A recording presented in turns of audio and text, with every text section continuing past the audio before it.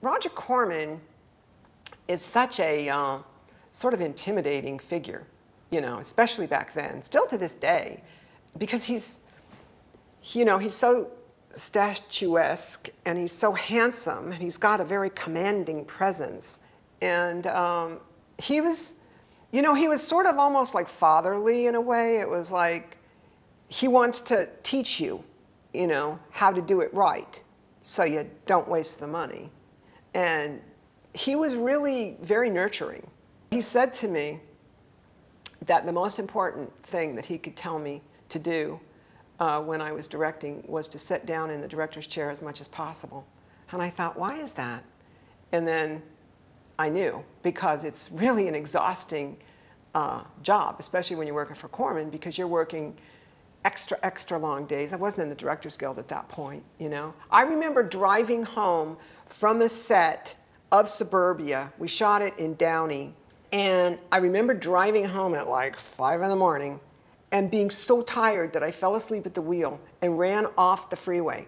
And I woke up like in a ditch. And I went, oh man, this directing gig isn't what it's cracked up to be, Roger decided that the name Suburbia was not appropriate for the picture. And I'm like, well, Roger, it's all about the kids that are in suburbia, and it's a great word, and let's just keep it. No, because people won't know what that word means. And I'm like, oh my God, are people that dumb?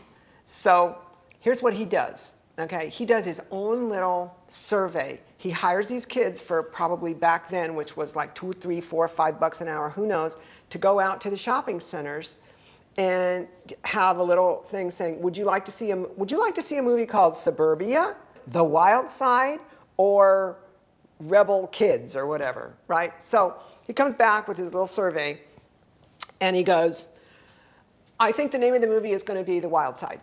And I'm like, no, could we just stick with Suburbia, please? And I argued and argued and argued and begged, and finally, and he even had the posters made up, The Wild Side, It looked so tacky. But anyway, so he finally, I won. It was Suburbia. And then some other monkey went and named another movie Suburbia, so whatever.